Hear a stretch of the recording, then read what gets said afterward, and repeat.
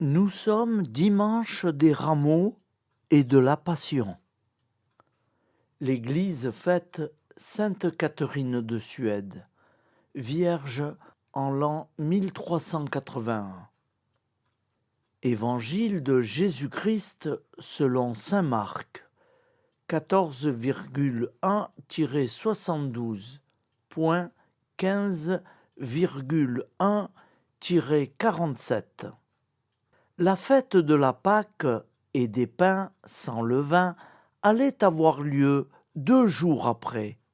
Les grands prêtres et les scribes cherchaient comment arrêter Jésus par ruse pour le faire mourir, car ils se disaient « pas en pleine fête, pour éviter des troubles dans le peuple ». Jésus se trouvait à Béthanie, dans la maison de Simon le lépreux. Pendant qu'il était à table, une femme entra avec un flacon d'albâtre contenant un parfum très pur et de grande valeur. Brisant le flacon, elle lui versa le parfum sur la tête. Or, de leur côté, quelqu'un s'indignait. « À quoi bon gaspiller ce parfum ? On aurait pu, en effet, le vendre pour plus de 300 pièces d'argent que l'on aurait donné aux pauvres. » Et ils la rudoyaient. Mais Jésus leur dit « Laissez-la. Pourquoi la tourmenter ?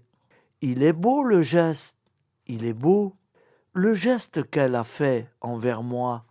Des pauvres, vous en aurez toujours avec vous.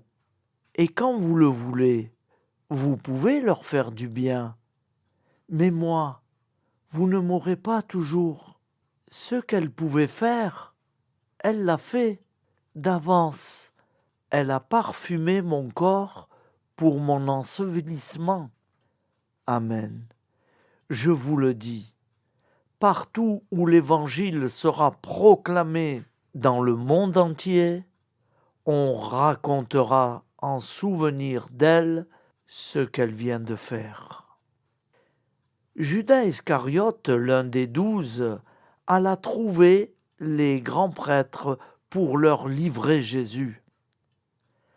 À cette nouvelle, ils se réjouirent et promirent de lui donner de l'argent. Et Judas cherchait comment le livrer au moment favorable.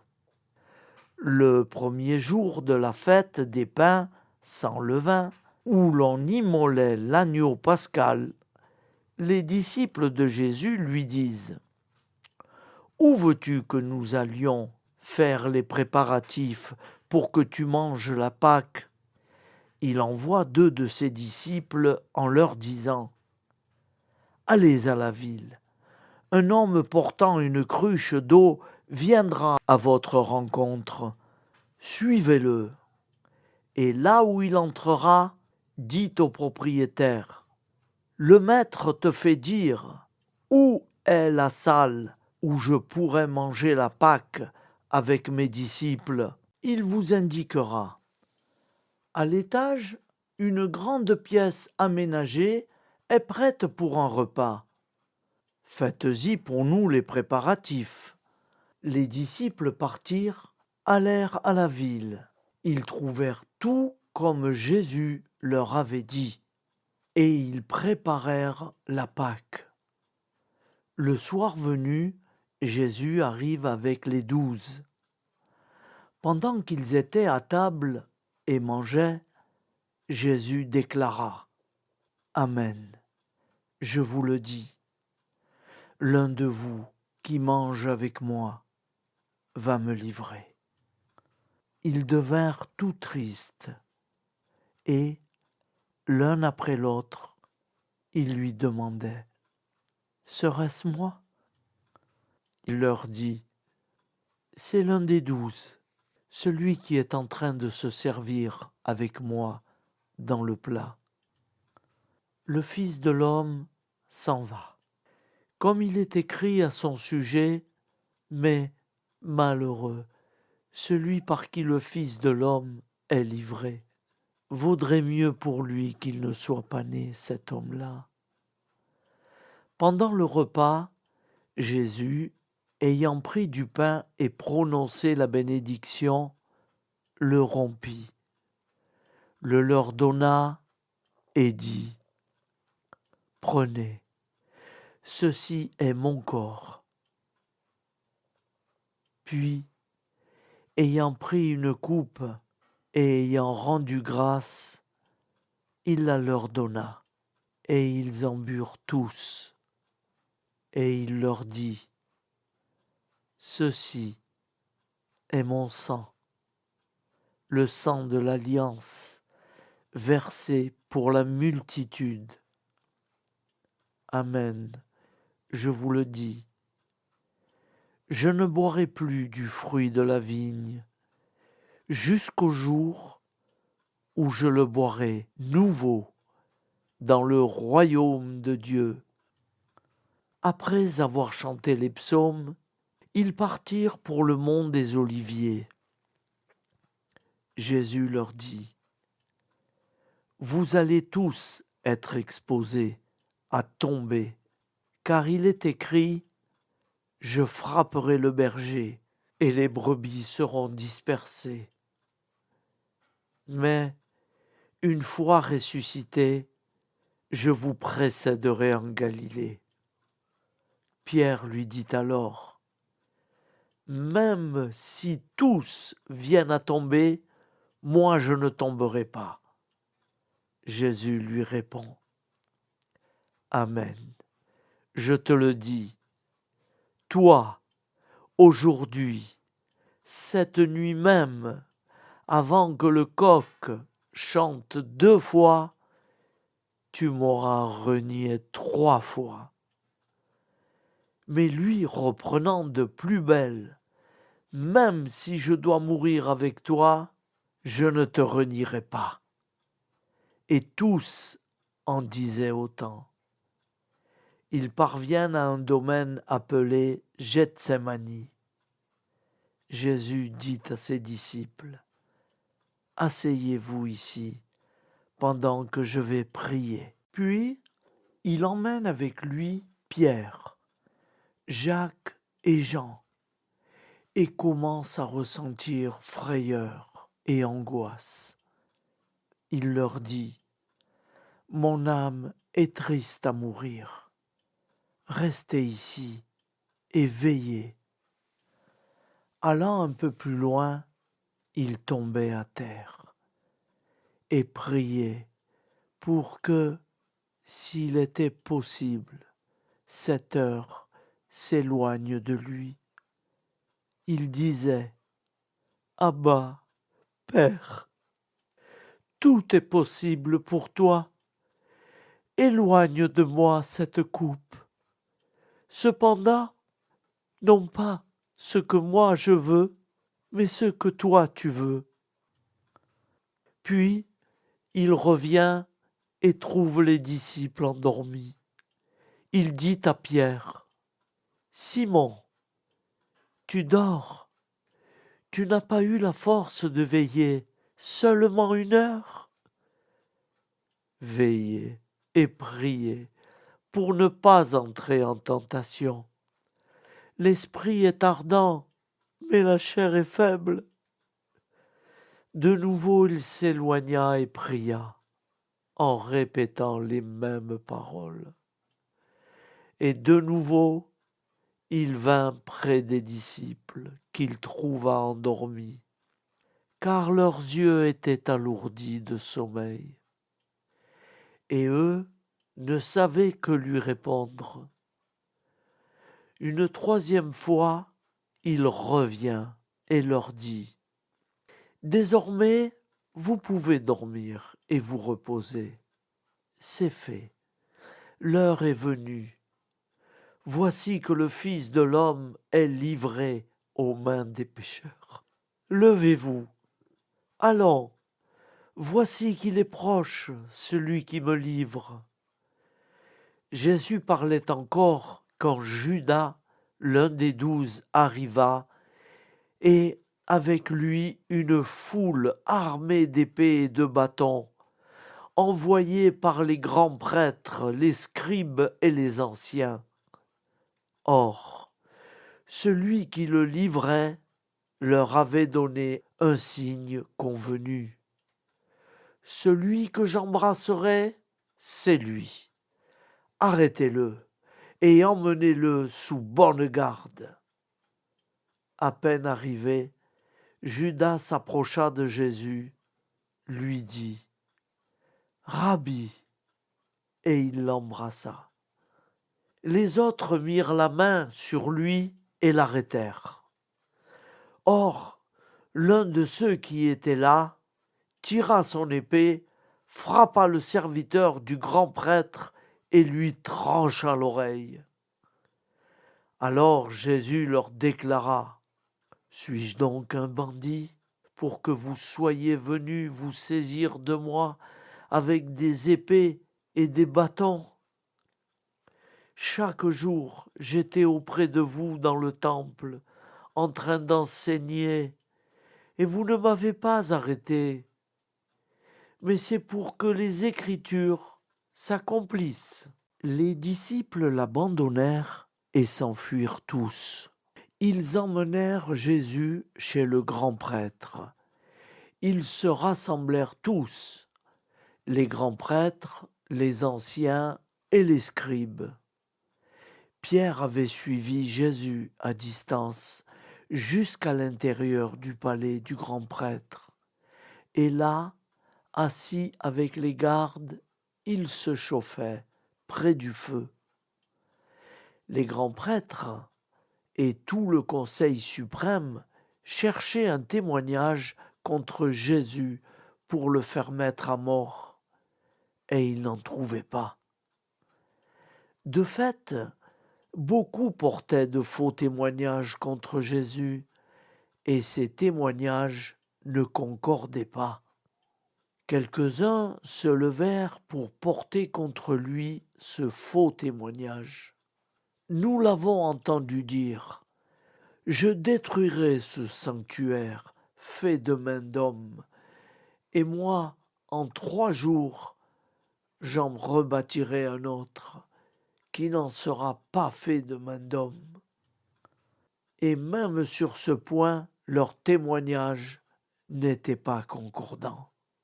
Alors, s'étant levé, le grand prêtre, devant tous, interrogea Jésus. « Tu ne réponds rien? Que dis-tu des témoignages qu'ils portent contre toi ?» Mais lui gardait le silence et ne répondait rien. Le grand prêtre l'interrogea de nouveau. « Es-tu le Christ, le Fils du Dieu béni ?» Jésus lui dit, « Je le suis, et vous verrez le Fils de l'homme siéger à la droite du Tout-Puissant et venir parmi les nuées du ciel. » Alors le grand prêtre déchire ses vêtements et dit, « Pourquoi nous faut-il encore des témoins? Vous avez entendu le blasphème? Qu'en pensez-vous ?» Tous prononcèrent qu'il méritait la mort. Quelques-uns se mirent à cracher sur lui, couvrirent son visage d'un voile et le giflèrent en disant « Fais le prophète !» Et les gardes lui donnèrent des coups. Comme Pierre était en bas, dans la cour, arrive une jeune servante du grand prêtre. Elle voit Pierre qui se chauffe, le dévisage, et lui dit, « Toi aussi, tu étais avec Jésus de Nazareth ?» Pierre le nia. « Je ne sais pas, je ne comprends pas de quoi tu parles. » Puis il sortit dans le vestibule au dehors. Alors un coq chanta. La servante, ayant vu Pierre, se mit de nouveau à dire à ceux qui se trouvaient là, celui-ci est l'un d'entre eux. De nouveau, Pierre le niait. Peu après, ceux qui se trouvaient là lui disaient à leur tour, sûrement tu es l'un d'entre eux. D'ailleurs, tu es galiléen. Alors il se mit à protester violemment et à jurer, je ne connais pas cet homme dont vous parlez. Et aussitôt, pour la seconde fois, un coq chanta. Alors Pierre se rappela de cette parole que Jésus lui avait dite. Avant que le coq chante 2 fois, tu m'auras renié 3 fois. Et il fondit en larmes. Dès le matin, les grands prêtres convoquèrent les anciens et les scribes et tout le conseil suprême. Puis, après avoir ligoté Jésus, ils l'emmenèrent et le livrèrent à Pilate. Celui-ci l'interrogea. « Es-tu le roi des Juifs ?» Jésus répondit. « C'est toi-même qui le dis. » Les grands prêtres multipliaient contre lui les accusations. Pilate lui demanda à nouveau. « Tu ne réponds rien ? Vois toutes les accusations qu'il porte contre toi. » Mais Jésus ne répondit plus rien, si bien que Pilate fut étonné. À chaque fête, il leur relâchait un prisonnier, celui qu'il demandait. Or, il y avait en prison un dénommé Barabbas, arrêté avec des émeutiers pour un meurtre qu'ils avaient commis lors de l'émeute. La foule monta donc chez Pilate et se mit à demander ce qu'il leur accordait d'habitude. Pilate leur répondit, « Voulez-vous que je vous relâche le roi des Juifs ?» Il se rendait bien compte que c'était par jalousie que les grands prêtres l'avaient livré. Ces derniers soulevèrent la foule pour qu'il leur relâche plutôt Barabbas. Et comme Pilate reprenait, « Que voulez-vous donc que je fasse de celui que vous appelez le roi des Juifs ?» De nouveau ils crièrent, « Crucifie-le !» Pilate leur disait, « Qu'a-t-il donc fait de mal ?» Mais ils crièrent encore plus fort, « Crucifie-le !» Pilate, voulant contenter la foule, relâcha Barabbas, et après avoir fait flageller Jésus, il le livra pour qu'il soit crucifié. Les soldats l'emmenèrent à l'intérieur du palais, c'est-à-dire dans le prétoire. Alors, ils rassemblent toute la garde, ils le revêtent de pourpre et lui posent sur la tête une couronne d'épines qu'ils ont tressée. Puis ils se mirent à lui faire des salutations en lui disant « Salut, roi des Juifs !» Ils lui frappaient la tête avec un roseau, crachaient sur lui et s'agenouillaient pour lui rendre hommage. Quand ils se furent bien moqués de lui, ils lui enlevèrent le manteau de pourpre et lui remirent ses vêtements. Puis, de là, ils l'emmenèrent pour le crucifier. Et ils réquisitionnent pour porter sa croix un passant, Simon de Cyrène, le père d'Alexandre et de Rufus, qui revenait des champs. Et ils emmènent Jésus au lieu dit Golgotha, ce qui se traduit lieu du crâne. Ils lui donnaient du vinaigre aromatisé, mais il n'en prit pas. Alors il le crucifie, puis se partagent ses vêtements, en tirant au sort pour savoir la part de chacun. C'était la 3e heure, c'est-à-dire 9 heures du matin, lorsqu'on le crucifia. L'inscription indiquant le motif de sa condamnation portait ces mots: le roi des Juifs. Avec lui, il crucifie 2 bandits, l'un à sa droite, l'un à sa gauche. Les passants l'injuriaient en hochant la tête. Ils disaient: Hé, toi qui détruis le sanctuaire et le rebâtis en 3 jours, sauve-toi toi-même, descends de la croix. De même, les grands prêtres se moquaient de lui avec les scribes en disant entre eux: Il en a sauvé d'autres. Il ne peut pas se sauver lui-même, qu'il descende maintenant de la croix, le Christ, roi d'Israël. Alors nous verrons et nous croirons. Même ceux qui étaient crucifiés avec lui l'insultaient. Lorsqu'à la 9e heure, l'obscurité se fit sur toute la terre, jusqu'à la 9e heure. Et à la 9e heure, Jésus cria d'une voix forte: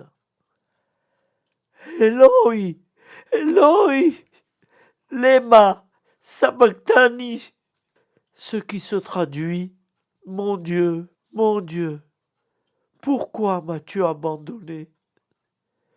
L'ayant entendu, quelques-uns de ceux qui étaient là disaient: Voilà qu'il appelle le prophète Élie.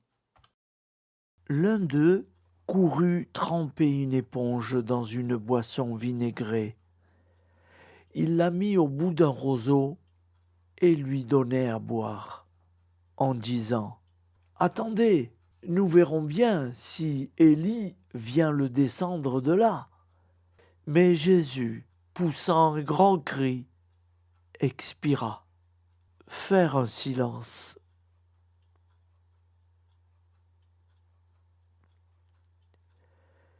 Le rideau du sanctuaire se déchira en deux, depuis le haut jusqu'en bas.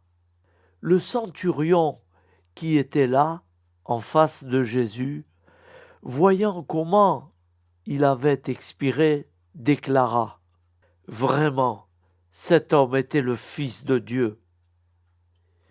Il y avait aussi des femmes qui observaient de loin, et parmi elles, Marie-Madeleine, Marie, mère de Jacques le Petit et de José et Salomé, qui suivaient Jésus et le servaient quand il était en Galilée, et encore beaucoup d'autres qui étaient montés avec lui à Jérusalem. Déjà il se faisait tard. Or, comme c'était le jour de la préparation qui précède le sabbat, Joseph d'Arimathie intervint. C'était un homme influent, membre du conseil, et il attendait lui aussi le règne de Dieu. Eut l'audace d'aller chez Pilate pour demander le corps de Jésus. Pilate s'étonna qu'il soit déjà mort. Il fit appeler le centurion et l'interrogea pour savoir si Jésus était mort depuis longtemps. Sur le rapport du centurion, il permit à Joseph de prendre le corps.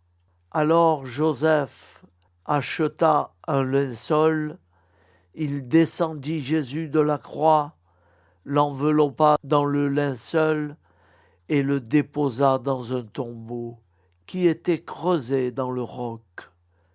Puis il roula une pierre contre l'entrée du tombeau. Or, Marie-Madeleine et Marie, mère de José, observaient l'endroit où on l'avait mis. Notre Père qui es aux cieux, que ton nom soit sanctifié, que ton règne vienne, que ta volonté soit faite sur la terre comme au ciel. Donne-nous aujourd'hui notre pain quotidien. Pardonne-nous nos offenses, comme nous pardonnons aussi à ceux qui nous ont offensés. Et ne nous laisse pas entrer en tentation, mais délivre-nous du mal. Car c'est à toi qu'appartient le règne, la puissance et la gloire pour les siècles des siècles. Amen. Ô mon Jésus, pardonne-nous nos péchés, préserve-nous du feu de l'enfer et conduis au ciel toutes les âmes, spécialement celles qui ont le plus besoin de ta très sainte miséricorde. Pardon pour tout et merci pour tout. Au nom du Père, Créateur, du Fils, Sauveur et de l'Esprit Saint, Consolateur. Amen. Avec Jésus, Marie et la très sainte famille, nous y croyons très fort.